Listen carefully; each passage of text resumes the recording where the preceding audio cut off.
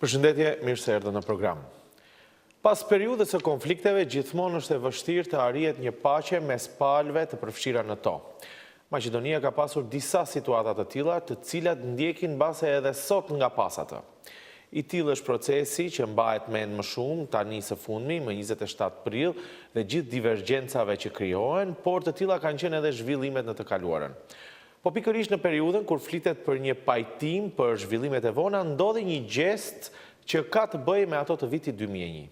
Në një ngjarje të paprecedent, dy personazhe të konfliktit të vitit 2001 që shiheshin ballë për ballë nga tytat e armëve u takuan në varrezat e viktimave civile të shqiptarëve në Slupçan. Komandanti UÇK-s, Abedin Zymberi, priti në varrezat e familjes së tij generalin e policisë maqedonase Stojaço Angellov. Zoti Angellov më pas në një letër publike përshkruante tmerrin që kishte përjetuar ose që kishin përjetuar civilët dhe familjarët e zotit Zymberi. Në letër ai thot se kishte kërkuar falje dhe se e kishte marrë atë.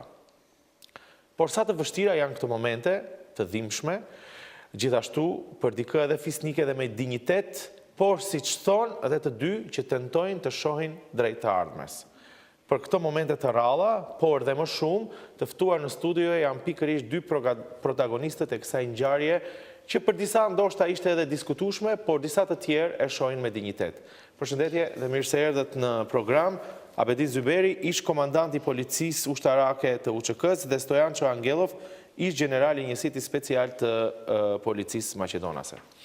Në fillim të këtij programi, kur e përgatisja këtë program, disi doli në sipërfaqe fakti që gjithë kjo iniciativë është marrë nga Stoјančo Angellov dhe prandaj në fillim ato do ta pyes. Zašto gospodine Angellov sakavte da go napravite ovaj gest i da ja napravite ova poseta, koja, ako se čita pismото, očigledno za vas bila je mnogo emocionalna? Како прво, во војна е нормално да гинат луѓе. Во војната има убивање и разурнување, гинат војници, гинат борци од двете страни, но не е нормално и не е убаво кога ќе загинат цивили. Во Липково, во Липковскиот регион, конкретно во селото Слупчане, имат настрадано одредена група на цивили. 10 цивили од семејството на Абедин Зимбери. Луѓе кои што настрадале како колатерална штета, односно јас не верувам дека било кој намерно пукал во куќата каде што биле цивилите и ги убил. Тоа е Но која беше побудата после 17 години да направите... Простување. Јас искрено жалам за смртта на овие невини цивили, за смртта на децата, на младите луѓе и на жените кои што настрадале, додека ние сме се борале помеѓу себе и поборав прошка од Абедин, бев на местото каде што се погребани овие луѓе, значи бев на гробовите на загинати цивили, на загинати жени и деца, не на гробовите на борците од УÇК, каде што положив цвеќе во знак на почит, во знак на жалење и воедно поборав прошка од Абедин Зимбери, иако конкретно јас не сум виновен. Еве од режијата би побарал уште еднаш да ги видиме сликите кои веќе се објавени. И воедно поборав прошка во име на сите совесни припадници на македонските безбедносни сили од семејствата на загинатите, но ние ја прошируваме оваа наша иницијатива кон двете страни, бидејќи од двете страни има загинати цивили, жртви кои што не биле воопшто виновни, но настрадале. Еве, уште едно прашање, па после ќе го прашам и господин Зимбери. Велите дека сте побарале прошка и од другите припадници, нели, во другите. Дали сте комуницирале со нив, дали е ова организирано или сепак е само ваша иницијатива, лична? Јас секојдневно комуницирам со поранешни припадници на безбедносните сили, односно брнители, и самата политичка партија Достоинство воглавно ме составена од брнители. Кога разговараме на овие теми, никој од нас не е среќен затоа што загинале цивили од двете страни.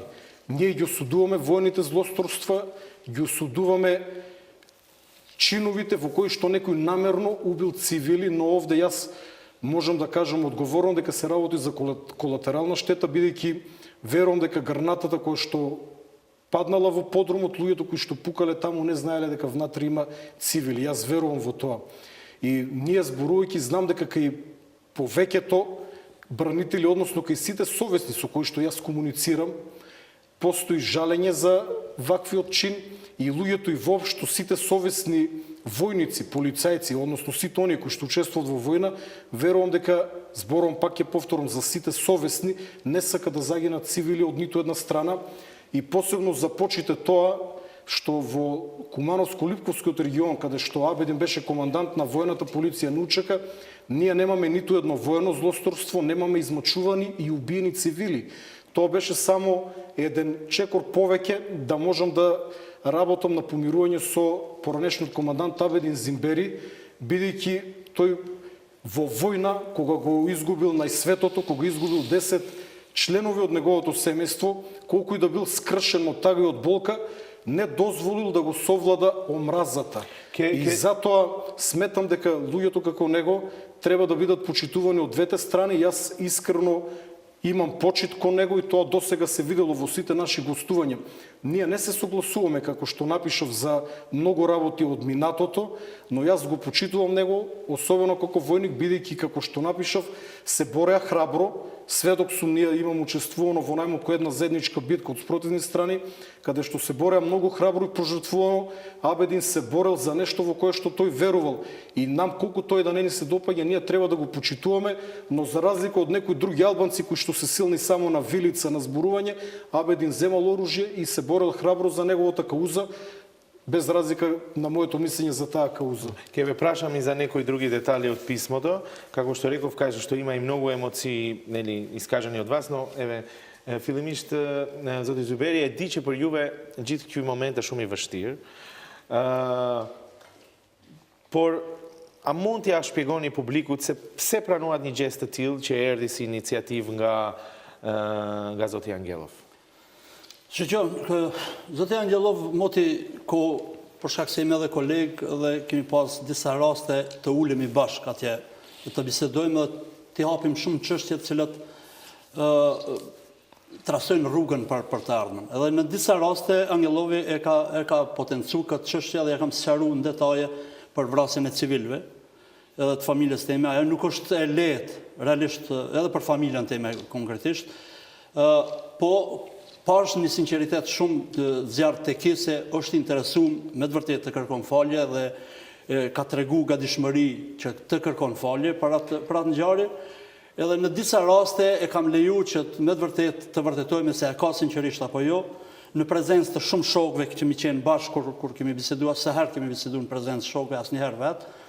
Do thotë edhe shokë tjerë kam vlerësuar se Angellov ka shumë sinqerisht, edhe është mirë ju si familje, me që keni qenë familja e qëndresës gjatë luftës së vitit 2000, është jeni edhe si familje tash të dekorohen edhe me një titull si familja e paqes. Edhe duke analizu këtë gjë, edhe duke i bo dallimet e kohrave, për shkak se nganjëherë disa veprime kur janë shtë luftë, normal jemi mobilizuar tër familja me gjithë shokët që kemi qenë, jemi mobilizuar për ta mbrojtur atë vend.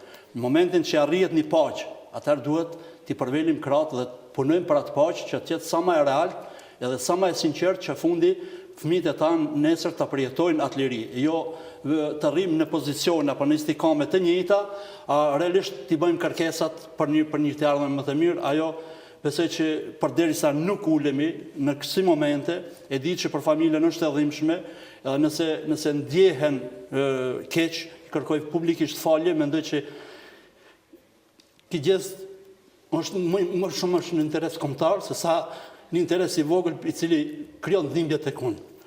Besoj që gjithë ato njerëz të cilët më kanë ofenduar kohët e fundit për shkak Facebooku që ja ka leju çdo kujt duke pi kafe, çaj nëpër çajtore, të ofendon, po besoj që do të vjen një ditë që të gjithë do të kërkojnë falje, edhe do ta shohin se Abedin Zymberi një herë në jetë jam betu për kombin tim, sa tjetë jeta, unë do të punoj për kombin tim, pavarësisht me armë, në paqë, ose në mënyra tjera, të cilët e çojnë në interes kombin tim. Momenti është i tillë që i kam parë rrethanat që janë krijuar në opinion, edhe në rrethanat politike që zhvillohen, se është koha, është momenti që ne duhet të shtrim dorën njëri tjetrit.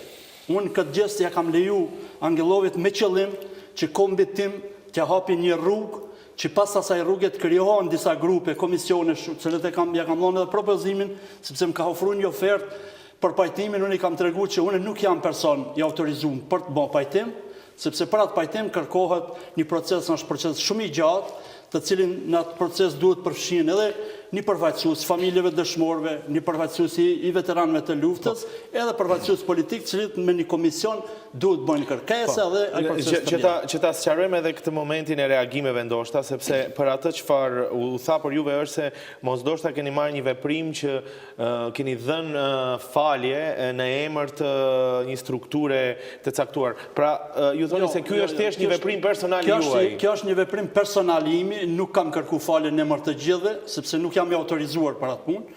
Këtë gjest e kam bërë personalisht unë. Edhe kam parë reagimet edhe disa të familjeve të dëshmorëve, cilët mendojnë që kam bërë diçka lidhe me ta.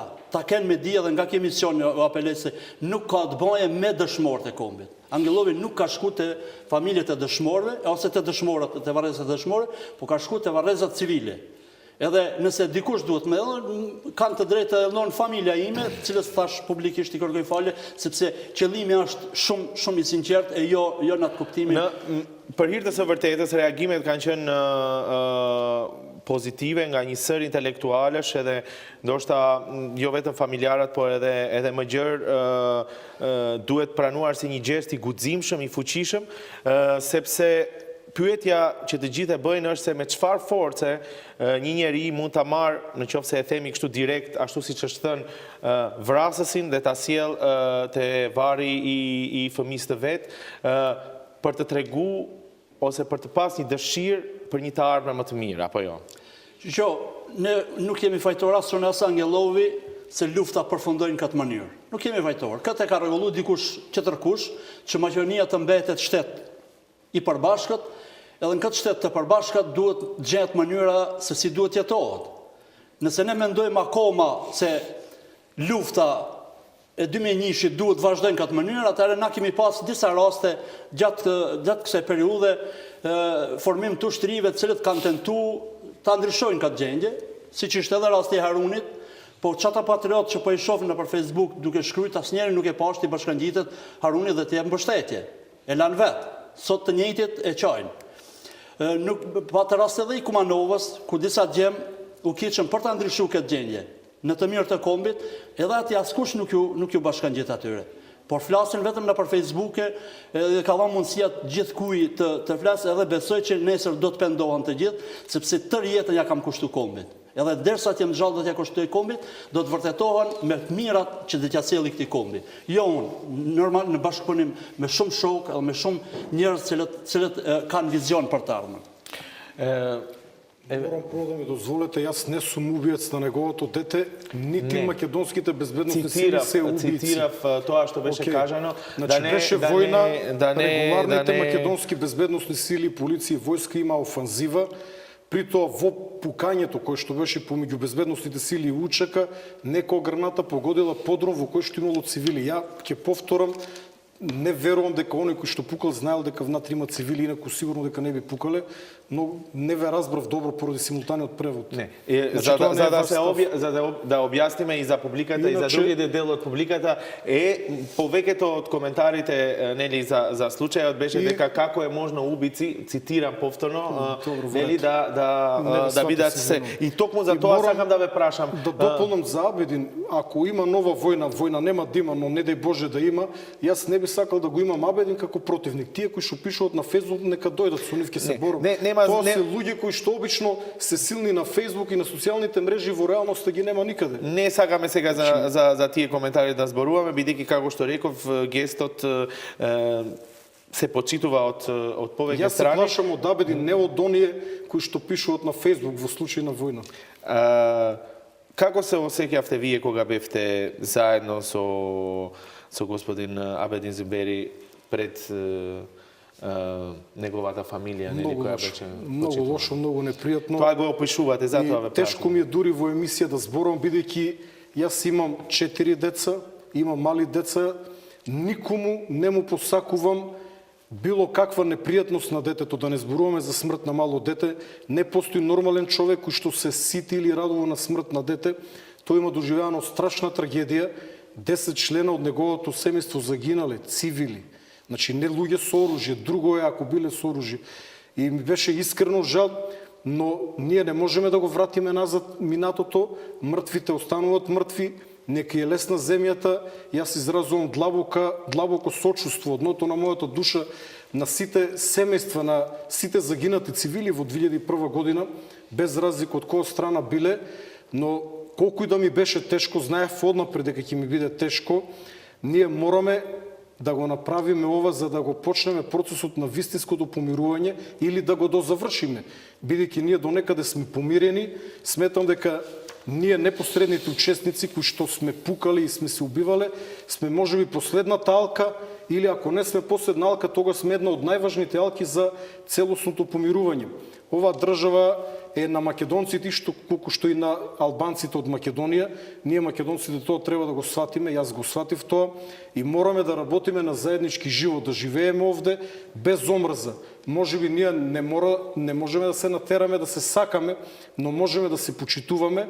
Јас генерално ги почитувам луѓето и ги делам на добри и лоши луѓе. Луѓето не ги делам спрема тоа на каква вера припаѓат или од која националност се, односно етничката припадност.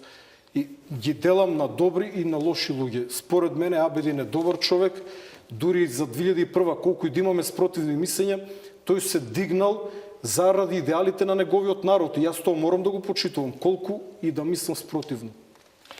Ќе направиме кратка пауза, një ndërprerje të vogël dhe do të rikthehemi pikërisht me çështjen e madhe se a mund të krijohet ose a mund gjestet e tilla realisht të krijojnë një pajtim më të madh se sa ai që ndoshta ekziston në shoqëri tani. Pas pak kthehemi.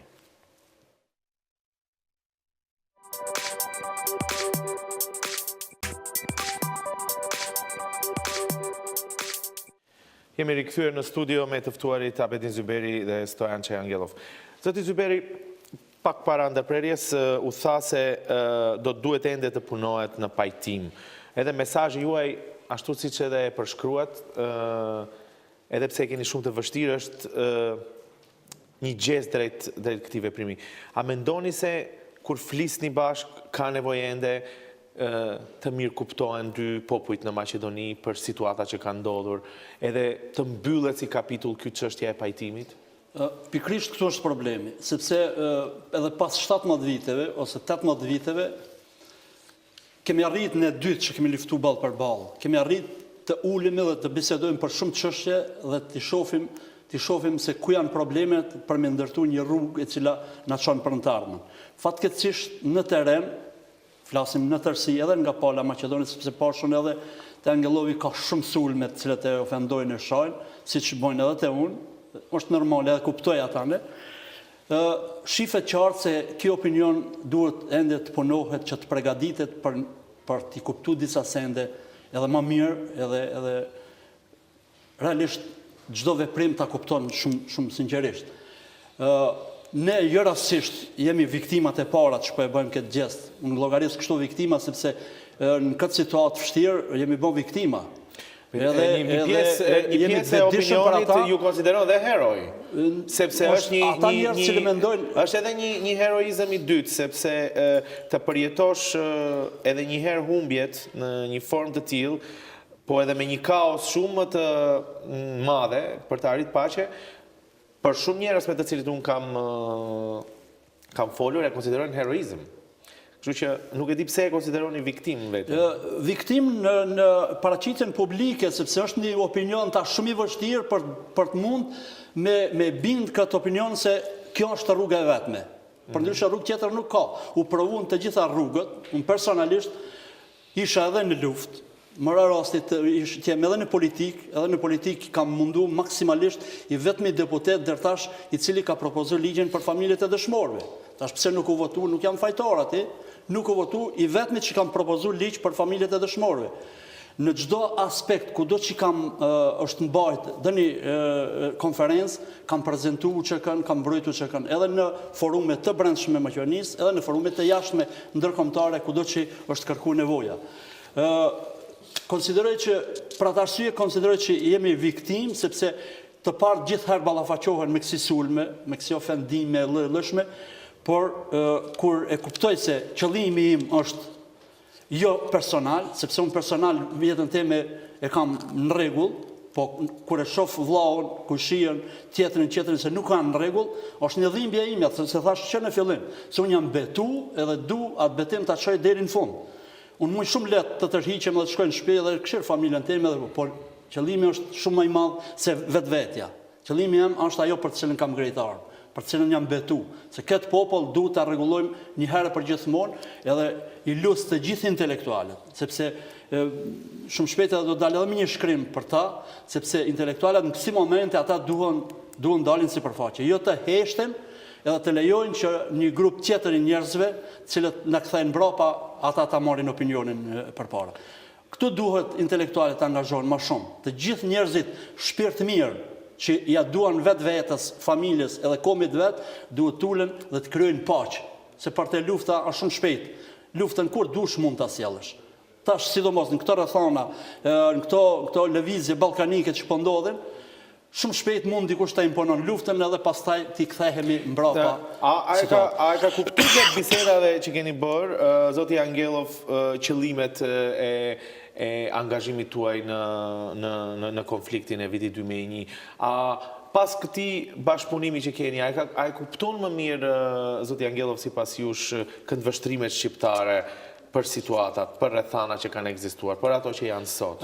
Në takimet e para që kemi pas me Angellovin, normalisht se kemi pas diametralisht mendimet ndryshme. Normal, të fryer ai nga pala tjetër, unë nga pala tjetër, por me takimet që kemi pas publike, sigurisht me dialogjet që kemi pas, edhe në momentet e fundit që kemi pas të bashkarisht në prezencë të shokëve, disa takime, kemi arrit ta kuptojmë njëri tjetrin. Ai i ka kuptu shumë mirë rrethanat e shqiptarëve, edhe situatën e shqiptarëve, gjendjen e shqiptarëve, nevojat e shqiptarëve, i ka kuptu shumë mirë, cilët mi ka prezentuar dhe ja publikisht edhe po i thot, një ashtu edhe unë e kam kuptu ata, edhe jo rastisht ka fillu ki dialog. Shpresoj se një të ardhme shumë shpejt shumë njerëz do ta kuptojnë këtë sinqeritet edhe këtë rrugë e cila do të arsyeton shumë sende. Besoj që njerëzit që mendojnë shumë shkurt, mendojnë se gjithherë arma rrin dorë, por duhet të kuptojmë një herë se kur është arma, unë përsëri jam i armës. Krejt që ata që shkruajnë jam i betuar që nesër mos dash Zoti të kthehemi te arma, prapun do të jem ajo viktim. Ai person që do të jem ballë Angellovit apo ballë ushtrisë e cila do të ngrejnë armën kundër kombit tim. Siç do të avon sigurisht edhe Angellovi. Por në paqe, kur dikush vjen ta sjell një lule mbi varret e familjes, traditë shqiptare është ta respektosh, edhe ta pritësh në mënyrën që ai ka ardhur. Varet në çfarë forme miku vjen. Edhe dihet tradita shqiptare se çka thot në këto rregulla. Edhe jam mundu ta respektoj për shkak se ka sjell lule tek varrezat, edhe ka bën një gest shumë njerëzor, i cili vlen të përshëndetet, edhe besoj që njerëzit normal që e duan vetveten, kombin edhe gjithçka, këtë gjest duhet ta respektojnë edhe duhet seriozisht të kontribuojnë të gjithë që në këtë aktivitet të kyçen atë që thash, komisioni për pajtim, të cilin nuk do të thotë që unë duhet të jem aty, po që duhet të krijohet një komision i cili do ta ndjekë rrugën e zgjidhjeve të problemeve mes shqiptarëve dhe si. Shumë lehtë na është të flasim këtu sot, por ti pyesim familjet që kanë të burgosur me burgje të përjetshme në përburgje. Familjet atine nuk kanë, fëmijët e tyre bajramet, festat i presin pa prindët e tyre. Shkojmë të pyesim ata djemt që rrinë burgjeve me vitet e tëra, ato presin një të ardhme liri. Ajo liri në vend nuk mund të vjen nëse ne konfrontohemi. Ajo liri vjen nëse ne arrim ta bindim njëri tjetrin se këtu është e drejta, këtu është realja, edhe ta gjejmë atë rrugë ku nesër të lirohen të burgosurit, të ndryshon koncepti komplet. Edhe ajo urrëtie që ka qenë mes njerëzve të krijohet dhe të ndërtohet një shtet me vërtet siç ka hije shumë shtete moderne për të cilët ne sot habitemi pse janë ata të zhvilluara. Besoni që mund të arrihet kjo gjë? Unë kam bindjen time edhe i besoj vetvetes, i besoj edhe shumë njerëzve se përpos atyre sharjeve që kanë bërë disa në Facebook, unë mund të them se mbi 70% ka njerëz cilët e kanë përshëndet me shumë nder këtë gjest. Би сакал само да додадам дека на мојот Facebook профил има многу коментари, но и во инбокс, па и на телефон ми се јавија неколку албанци кои што го поздрави овој наш чекор. Така што загриженоста на Абедин дека ќе бидеме сватени погрешно, сметам дека не треба да биде толку голема, бидејќи јас сум пак пријатно изненаден од одзивот и профаќањето кај македонската страна, бидејќи реално очекував поголеми напади. Напади има, но помалку од она што очекував. Има едно правило, колку се подалеку од Македонија, толку поголеми патриоти се. Тоа веруваме кај двете страни. Најголеми напади има кој од Австралија, за ова што ние го правиме кај македонците од Австралија. Па нека дојдат те овде, нека живеат и нека го променат, ако знаат поинаков начин ова што ние го правиме. Еве ќе ве прашам, рековте претходно една реченица, каде што ја гледате сега Македонија не само на македонците, него и на албанците, не и сите што живеат тука, да. Вака не сте размислувале порано, бидејќи рековте го научив тоа. Што се случи што го научивте тоа? Се случи животно искуство, реалноста. Јас ќе ве вратам 25-6 години назад, кога се отвори првиот универзитет, мислам беше во Мала Речица, кога интервенираше специјалната полиција. Тогаш ние македонците паѓавме во транс затоа што ќе има еден факултет или универзитет на албански јазик. Денес ги има повеќе, никому не му пречат. Напротив, видовме дека образованието и на другата страна, на албанската страна, и помага да иде напред и да се намали омразата и непријателството. Исто така и околу јазикот. Ние сме свесни дека во одредени албански средини, каде што албанците се 100%, а имаме такви средини повеќе во Македонија, јас не можам да очекувам од некој дете од Шипковиц или од некој тетовско село, каде што 100% живеат албанци, тоа да знае македонски одлично. Треба да знае македонски, живее во Македонија, но не можеме да очекуваме да го знае на едно ниво како што го говориме ние македонците, кои што дома го зборуваме тој јазик. Конкретно во Ирак, кога морав да зборувам на англиски, чувствував хендикеп. Го знам англискиот, го зборувам добро, но не можам на англиски да се изразам онака како што можам на македонски. И затоа еве цело Скопје сега е двојазично, но не ги ни забележувам оние табли низ град кои што ги ми на двојазични на албански, а порано кои ги става имаше големи реакции. Но колку оваа комуникација што ја имавте ви помогна тебе и на другите околу вас, господине Ангелов, еве да бидете похумани, да кажам, во објаснување на овие ситуации? Мислите ли дека и други луѓе како вас ќе имаат можност да комуницираат со војници од другата страна, да речеме, кога... Зборуваме за македонска и албанска страна. Секако ние тоа како иницијатива го започнуваме со Абедин. Ние во ова верувам дека нема да се откажеме под притисок на оној мал број на луѓе кои што не може тоа да го видат, она што ние го правиме. И верувам дека ќе ни се приклучат одредена бројка и од мојата и од неговата страна. Веќе кај мене се јавија повеќе брнители кои што барат да бидат дел од овој процес каде што ние непосредно ќе разговараме. Но илузија дека ние ќе имаме исто мислење за минатото. Тука нашите ставови се бетон, но јас напишав дека времето и науката можеби ќе ги омекнат, можеби и променат, иако конкретно тука. Но ние минатото треба да не го забораваме, но да го тргнеме на страна. Треба да градиме заедничка иднина, бидејќи Македонија една мала држава, Македонија е татковина на сите оние кои што живеат во оваа држава. Тоа е најтешката лекција која што треба да научиме и ние македонците, но тоа го знаат луѓето кои што живеат во мешани средини, тоа треба да го научат луѓето претежно кои што се чисто етнички средини, македонски или албански. Инаку колку и да изгледа иронично, ја не можам да се пофалам дека имам пријатели албанци со исклучок на Абедин, со кој што се спријателивме, и јас се движам во чисто македонски средини. Како они реагираа на вашето писмо, и на вашето искуство? Ја реков на почетокот дека секако вашите ставови за конфликтот во 2001 се тие што се, но и двајцата сакате да гледате напред. Веруваат ли луѓето, истото прашање што му го поставив на господин Зимбери, веруваат ли луѓето дека можене во Македонија целосниот мир? Сега ние немаме конфликтни ситуации, но еве очигледно има тензии. Можно ли е да се надмине тоа еднаш за секогаш? има скептицизам, но има луѓе кои што веруваат. Од каде доаѓа скептицизмот тука во Македонија? Затоа што никој не го работи ова што сега почнавме да го работиме јас и Абедин. Од една страна, од друга страна, ние однапред знаевме дека ќе бидеме напаѓани, ние одлагавме, се прашувавме, вака искрено разговаравме дали вреде да го започнеме овој процес, свесни дека нашите најблиски ќе не нападнат. Ние однапред бевме свесни, јас и Абедин, но храбро одлучивме да исчекореме напред и јас сум командант, тој е командант, иако поранешни, и ние треба да ги повлечеме луѓето. Нормално не сите.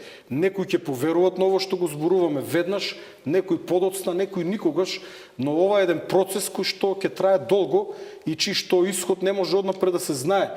Но јас и Абедин ќе спиеме со чиста совест дека сме се обиделе да променеме нешто. Бидејќи како што тој кажа, и јас често зборувам во сите емисии каде што настапувам, во Македонија 2-3 бомби фрлени на право место може да направат нова војна за еден ден. Крвава војна која што овој пат ќе биде тешка за менаџирање. Ние мораме да работиме на превенција на таква можност. Зошто да се убиваме кога можеме да живееме заедно? Пак ќе повторам, не мора да шириме братство, единство и љубов, да се почитуваме како луѓе, па оние кои што немат сила да ги почитуват различните од себе, тогаш барем нека не ги мразат. Тоа би било доволно. Zoti Zymberi, realisht jeni dy njerëz, dy komandantë që keni qenë përballë njëri tjetrit, por tashmë të përfshirë në një proces që doni të arrini një paqe më të qëndrueshme në Maqedoni. A mendoni që politika mund të ndërhyjë në këtë proces që duket se është i sinqert nga të dyja palët tani, ose nga të dy juve si individ aktualisht, se deri në këtë moment flisni vetëm në emrin tuaj personal. Unë thash edhe më herët se ky proces nuk mund të bëhet, nuk mund ta bëj unë personalisht, sepse nuk jam i autorizuar për atë punë. Ne thamë që në fillim se ne jemi vetëm si nxitës të këtij procesi. Ai proces ju cekët partitë politike. Unë në momentin që ka dhënë propozimin, edhe unë ja kam dhënë propozimin e këtij. Ai proces i pajtimi duhet të ketë dy komisione. Komisionin ata të cilët do din kanë e fusin atje, edhe në komisionin të shqiptarët, i cili komision detyrimisht do të ketë ka një përfaqësues të gjitha partive politike, qofshin qeveritare opozitare, gjitha partitë. Ai këshill duhet të ketë edhe përfaqësues të shoqatave të ndryshme, përfaqësues të familjeve të dëshmorëve, këtyre veteranëve të luftës, të ketë njerëz nga gjitha profilet, të cilët do ta bëjnë një forum të përgjithshëm dhe çdo vendim që të sjellet nga ai këshill, pastaj duhet të vazhdon të zbatohet në terren. Edhe normalisht i paraqitet me projekte të ndryshme, me kërkesa të ndryshme, qeverisë e cila është zbatuese e të gjitha atyre kërkesave. Kjo që kemi nisë ne, kjo është vetëm një shej, një simbolik e nismes. Ne mund mos jemi asnjëri në atë forum. Mund krejtësisht tjetër. Me rëndësi është të krijohet një diçka, e cila do ta hecë këtë proces. Edhe për ata i apeloj të gjitha atyre familjeve dëshmore të cilët i shoh që janë prek në këtë proces. Nuk kam bën kur gjë, nuk kam vendosur kur gjë. Kam bën një gjë personal. Nuk ka të bëjë këtu as UXHK-ja, as familjet e dëshmorëve, nuk ka shku as te familjet e dëshmorë, s'ka të bëjë as pak aty. Ka shku te familja ime, te civilët, ka kërkuar një lule, e ka treguar një gjest shumë njerëzor, cilën duhet ta respektojmë të gjithë, edhe të vazhdojmë atje. Të vazhdojmë atje deri te krijimi i çatij grupit. Pastaj vendimet që sjellen te ai grup, unë nuk mbaj përgjegjësi, mbaj përgjegjësia i cili do ta merr të udhëheq atë grup. Kjo është obligimi im, është që edhe partitë politike ta ndihmojmë tërë shoqërinë, sepse tash nëse e lëm vetëm në parti politike, e kemi pa që 17 vite se si kanë rrjedh këtë punë. Ky forum duhet kalon. Keni frikë se mund të keq përdoret gjithë kjo nismë juaj nga subjekte politike për interesat të tyre, atëherë ta bëjmë pyetje ndryshe. Të vetëdijshëm jemi për gjithçka. Të vetëdijshëm jemi për gjithçka, se do të ketë edhe nërskomsa, do të ketë edhe ofendime, sharje, ka interese të lloj-llojshme të njerëzve, po ne duhet ta nxisim këtë proces. Pikë pari, edhe këtë duhet ta potencoj se ai komision nga shqiptarët që do të formohet nga të gjithë, është mirë që ta banë një herë një pajtim brenda kombëtar. Pastaj me qëndrime të përbashkëta konsensuale të paraqitet para komisionit të grupit të maqedonëve që janë, edhe pastaj të fillon një proces i cili është proces paqësor. Lufta na e përmendëm, lufta është e dhimbshme edhe një komb mos mendojmë se dikush del fitimtar në atë luftë. Gjithmonë e dim se pasojat pas luftës janë shumë të rënda, cilët unë për vetë i kam përjetuar gjatë gjithë këtyre 17 viteve. Edhe njerëzit nuk e din, shumë lehtë është të rish gjithë ditën të shtëpia, edhe në mbrëmje mos ta pyetësh veten çka kam bërë sot për kombin tim. Po e vetëm analizon çka kam në xhepin tim. A nuk është në rregull, edhe pastaj i njëjti del edhe të ofendon ose të komenton për të cilën as pak nuk do të mundona mos ta lodhi veten sepse gjithmonë ka të tillë.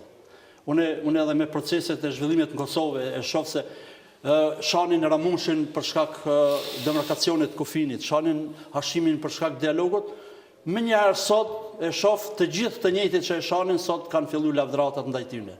Kështu është, janë procese të cilat nga njëherë te populli duken dhimbshme, por janë qëllim mira edhe besoj që suksesi do të jetë shumë.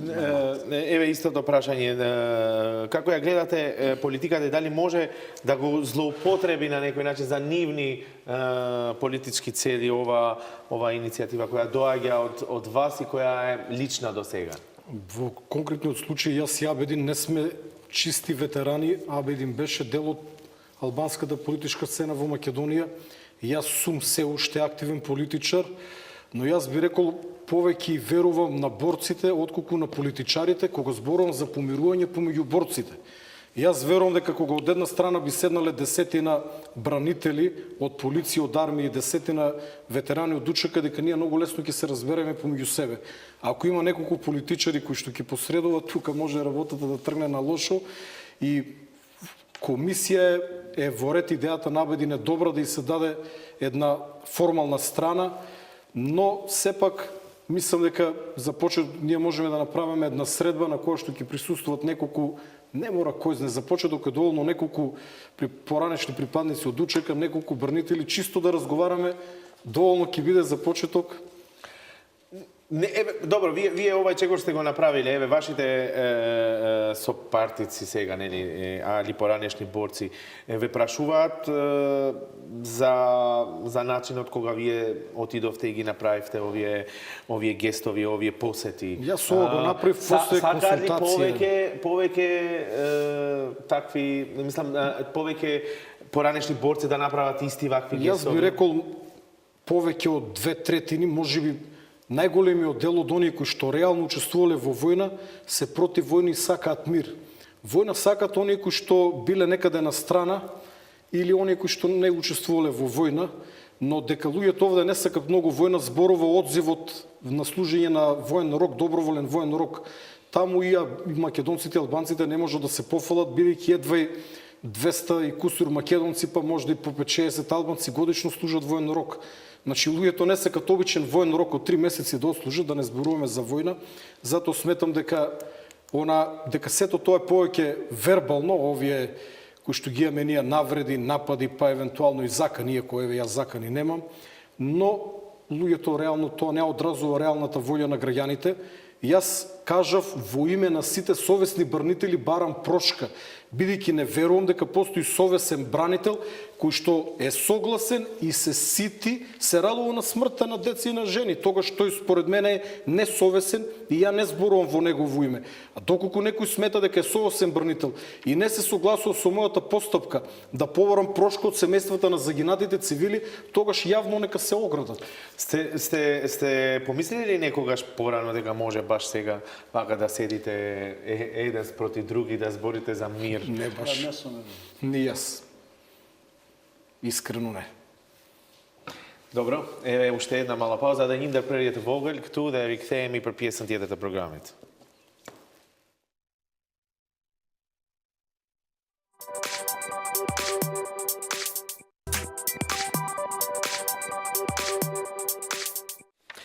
Jemi rikthyer në studio me një ndoshta përballje më të veçantë të paktën që unë kam pas në program deri më tani, Abedin Zymberi dhe Stojaço Angellov. Nuk është se nuk kanë qenë herë tjetër përballë në emisione të ndryshme, por kanë marrë një iniciativë të fuqishme për të arritur një paqe shumë më të gjatë dhe më të qëndrueshme në Maqedoni mes shqiptarëve dhe maqedonasve, të dy ish komandantë të strukturave të caktuara në vitin 2001.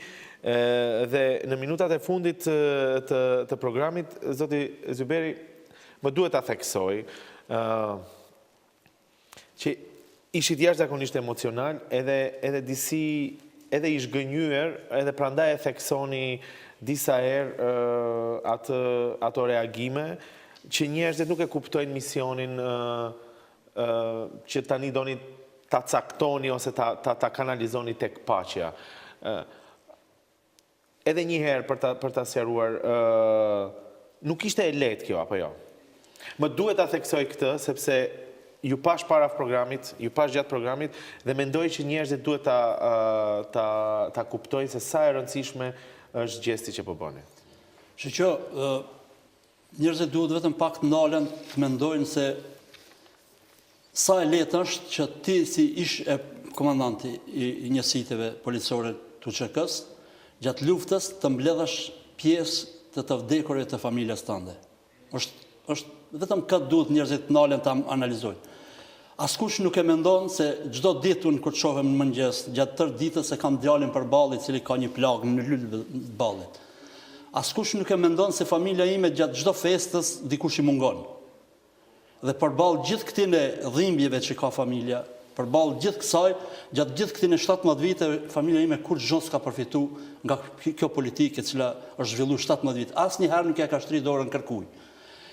Në këtë rast, unë thash edhe një herë, ndoshta familja do t'i duket pak e rëndë kjo, edhe mu personalisht mu ka duke jashtëzakonisht rëndë, edhe është shumë rëndë përjetohet kjo, por thash, kur e ke një qëllim shumë sinqert për një paqe që duhet t'ja krijojmë rinisë dhe gjeneratave të ardhshme, besoj se njerëzit po ta kuptojnë sinqerisht këtë ngjarje, të gjithë ato që kanë shkruajtur dhe kanë ofenduar do të kërkojnë falje.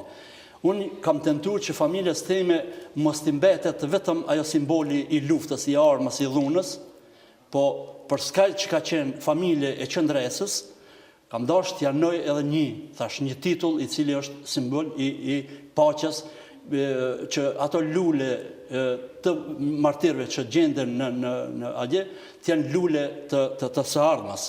Edhe asaj rinia, atyre prindve që kanë vdekur për këtë tokë, djemve të tyre t'ja krijojmë një jetë cilën ata mos ta përjetojnë më luftën, sepse vetëm shpirtat e tyre e dinë se në festa prindet e tyre ju mungojnë edhe dhimbjen e atyre askush nuk e përjeton për pas atyre që e kanë përjetuar. Edhe shumë lehtë thash është të njerëzit të ofendojnë të shajnë të cilat kur nuk kanë përjetuar, kur nuk kanë marrë, kur gjon për këtë kom, edhe tash folin, shajnë, po nuk do të lodhna, nuk mundona, vetëm më dhem ajo, nëse familjen time e kam lëndu me këtë gjest, i kërkoj falje, edhe vërtet ndjena keq, ndoshta është dashur edhe ty pyes, po gjithherë kur niset një proces i gjatë, po e pite dykon ta ndërpren atë proces. Unë kam pas sinqerisht një qëllim shumë të sinqert, edhe e kam bën personalisht vetë, për atë arsye bartë përgjegjësi personale vetë. Nuk është ki gjithë që kam vendosur në emër të familjes për me ia falë Angellovit. Ata do ta vendosë vetë familja, vetë familjarët e të vrarëve e vendosin ata. Unë nuk e vendos. Unë vendosa vetëm një pritje të këtij, cilën mu duk shumë madhore edhe njerëzore, për procese qera thash, duhet të janë forume ma të gjëra, cilët janë am kohës. Drugo prašanje što se postavува, osve nova što zboruvame сега, gospodine Angelov, je zašto сега ovoj čekor? I stravot za politizacija je бидејќи се случува во момент кога во Македонија се зборува за помирување, но за некои други настани, поготово 27 април. Се плашите ли може би дека политички ќе може да се злоупотреби цел овој момент поради еден друг настан? Зборувате за едно поголемо помирување, за настан кој имаше многу одзема, многу човечки животи, а во случајот во нашето општество се зборува за друго помирување. Ние, македонците, имаме една изрека: ако дедо се плаши од врапците, нема да саде просо. Значи, ние сме свесни дека постои можност да биде злоупотребено, да има обиди за злоупотреба, но објективно, зошто токму сега? Затоа што пред неколку месеци јас и Абедин Зимбери работиме заедно. Самото тоа што работиме во иста институција прави да се гледаме, ако не секој ден, по неколку пати во неделата, бидејќи работиме во една институција, но на различни работни места. Гледајќи се, ние пиеме кафе на работа, разговараме за војната, разговараме за оно што ни се случило, но повеќе разговараме за денешнината и за иднината. И така спонтано дојдовме на оваа идеја да пробаме да се помириме прво ние, двајцата, потоа оние кои што се наши најблиски. Јас во мојот текст кој што го објавив напишав дека Абедин ми прости мене, но јас барам прошка од семејствата, значи Абедин во ниеден момент не ми прости во име на неговото семејство. Тој беше многу внимателен и ја и сега барам прошка од семејството. Иако не сум директно виновен, значи тешко ако ние навлеземе да бараме вина, времето поминало, и јас себе барам јавно од Абедин во следниот период кога ќе стивнат првите емоции да направиме една средба со други членови на семејството, да ме погледнат во очи и да видат дека јас сум искрен во оно што го зборувам. Не го правам од политички мотиви. Јас имам син кој што има 9 години, не сакам утре мојот син да биде проводен во автобус одејќи на школа затоа што претходно имало некаква тензична атмосфера на меѓуетничка основа. Ние мораме да работиме за доброто на сите нас, бидејќи живееме заедно и ова е наша заедничка држава. Повеќе јаки пораки од ова нема, но како поранешни команданти и генерали, сакам да ве прашам нешто во контекст на тоа дали други настани кои може да се случат во регионот може да влијаат врз различни ставови што може би имате. Еве да речеме, многу се збори за косовската војска, нели, формирањето. Кои се вашите ставови за тоа? Косово е независна држава, веќе со години наназад. Мојата држава, Република Македонија, ја призна независноста на Косово. Косово како независна држава има право да носи онакви одлуки како што сметат дека се исправни за нивната држава. Јас немам право да кажувам на Косовското собрание дали да формира или не нивна армија. Може би моментот не е најсреќно избран, но јас во секој случај честитам на Косово за формирањето на нивна армија и посакувам никогаш таа армија да не употребат во војна, секогаш да користат во мир, нивната армија да биде само еден фактор на стабилност и мирот на Балканот и доколку веќе армијата треба да биде употребена во хумани мисии. Ако некаде падне снег да извлечат од некој село некои стари луѓе и други хумани мисии. Нема вакви случаи, нели порано ако имаше вакви моменти на формирање на армии од соседни држави да бидат причина за тензии во Македонија. Мислите дека такво нешто не е можно сега? Еве во случајот со армијата која е формирано. Секој чудо 3 дена.